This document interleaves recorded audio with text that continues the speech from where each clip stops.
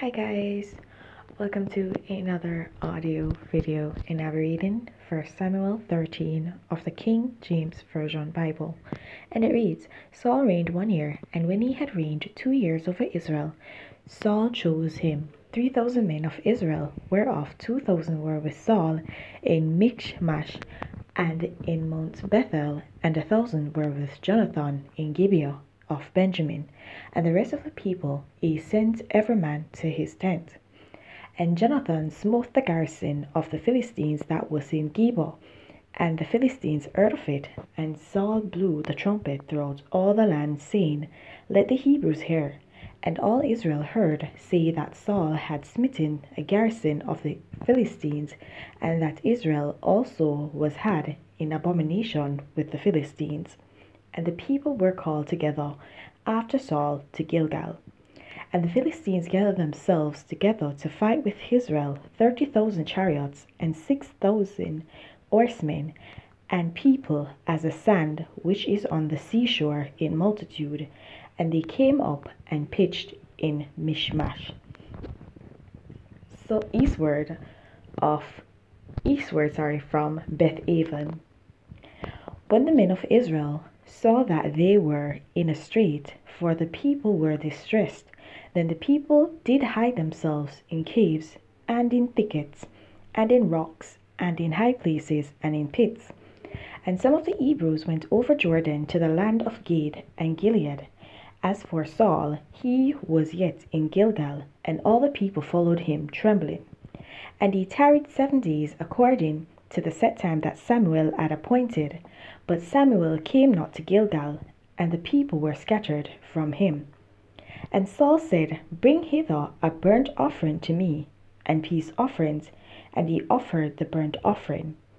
And it came to pass that as soon as he had made an end of offering the burnt offering, behold, Samuel came, and Saul went out to meet him, and he might salute him.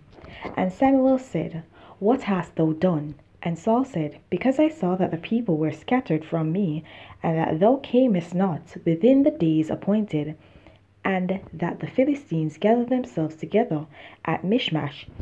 Therefore said I, The Philistines will come down now upon me to Gilgal, and I have not made supplication unto the Lord. I forced myself therefore, and offered a burnt offering. And Samuel said to Saul, Thou hast done foolishly. Thou hast not kept the commandment of the Lord thy God, which he commanded thee. For now would the Lord have established thy kingdom upon Israel forever. But now thy kingdom shall not continue. The Lord hath sought him a man after his own heart, and the Lord hath commanded him to be captain over his people, because thou hast not kept that which the Lord commanded thee. And Samuel arose and gat him up from Gilgal unto Gibeah of Benjamin. And Saul numbered the people that were present with him, about 600 men. And Saul and Jonathan his son, and the people that were present with them, abode in Gibeah of Benjamin. But the Philistines encamped in Michmash. And the spoilers came out of the camp of the Philistines in 3 companies. 1 company turned unto the way that leadeth to Ophrah, unto the land of Shual. And another company turned away to Bethoron, and another company turned to the way of the border that looketh to the valley of Zeboim, toward the wilderness. Now there was no smith found throughout all the land of Israel, for the Philistines said, Lest the Hebrews make them swords or spears. But all the Israelites went down to the Philistines to sharpen every man his shear, and his coulter, and his axe, and his mattock. Yet they had a file for the mattocks, and for the coulters, and for the forks, and for the axes, and to sharpen the goads. So it came to pass in the day of battle that there was neither sword nor spear found in the hand of any of the people that were with Saul and Jonathan, but with Saul and with Jonathan his son was there found. And the garrison of the Philistines went out to the passage of Mishmash. Alright, guys, so in this chapter we see a lot of things happening, but what I want to focus on is the fact that Saul took it upon himself to make offering unto God for the people, and that is not something to be done. That is basically an abomination, as it's only the priest that should make an offering unto the Lord. And it shows that sometimes we might get impatient, but it's not for us to go ahead and action things because of our impatience, but we should wait on the Lord, and we should tarry for him and for what he wants to reveal to us. And here we see where Saul went ahead and did as he so wanted, because he knew that they could not go out to war except for them giving offerings unto God, right, to make supplication for the people so that the Lord would be with them. And he basically helped to turn God away from the people because of this act that he carried out, because of his impatience. And so I want to say to you all, be patient, be of goodwill, and wait on the Lord. Wait for the appointed time of the Lord, not for your time or whatever time you think things should occur in, but wait on the time of the Lord, because the Lord knows best. He knows everything, and there's nothing that is done outside of his season and outside of his time.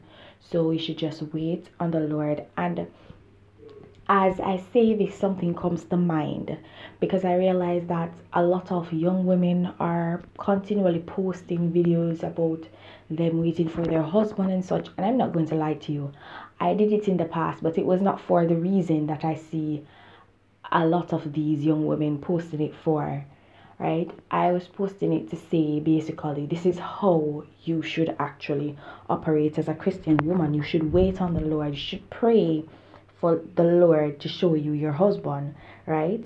And your husband should be praying for you as well, praying for the Lord to lead him to you, because it's not for you to go and seek him out, but for the Lord to send him to you. And I see a lot of young women, and they're seeking a husband. They pray to God, but they do not have the patience to wait. And that's not how it is. That's not how the Lord operates. You have to wait on the Lord. And so they find themselves in some circumstances where the devil heard their prayers and answered their prayers by sending them someone they thought was sent from God, because of their impatience and because they did not wait and go back to the Lord to ask for his guidance. Then they end up marrying someone that was not for them, that they're unequally yoked with, and now they're having problems and troubles, and they're seeking out ways to be divorced and all of that. And that is not something that is supported. We see in scriptures where it is not supported. The only reason, the only cause, just cause why you could actually divorce is through adultery. And so, and even with that being done, there are certain ways to go about doing it, because that does not say you can remarry just because that person committed adultery and you guys are divorced, right? So we should always exercise patience. And even sometimes in job hunting, we will jump to the first opportunity that comes, and we don't actually seek out God's guidance in what job we should actually take. We do not listen for him to answer us, and so we go ahead and take a job that is going to hinder our Christian journey. And we do not know at the time that we're taking the job, but we did not wait patiently on God's answer. We ask him to help us to get a job and to direct us to the jobs that we ought to get, and the jobs that will actually help to help us to cultivate and nurture our Christian journey and learn from, because it's not about the road being clear, but about the actual values, the actual experiences that you'll actually gain, and what lessons you learn along the way. So it's not so much about having a clear path, but actually the path that God wants you to be on. Because sometimes he'll lead you to certain jobs and you'll be like, why am I here? I mean, I'm here and there's so much here that I I don't need to be doing, I don't need to be seen. But why did God lead me to this job? But it's because He brought you there to teach you certain things. And so you need to be patient. And even in that, you need to have patience to know that you should wait on the Lord until He says, okay, you've learned all that you need to learn from this job. You've gained all the experience I wanted to gain. Okay, you've learned all the lessons that I wanted you to learn. So now you can move forth. And we do not listen to God's voice, and we're impatient and we go ahead and do our own stuff. And then we end up faltering again down the line and wonder why is it that we're in the same position. And sometimes we move on from that job and we go into another job and we face the same obstacles that we faced at the previous job, and we're wondering why is it that I'm facing the same obstacles, because you did not actually go through that basically training that you were supposed to go through, that experience, that lesson that you were supposed to be taught in that job that you jumped from because of your impatience.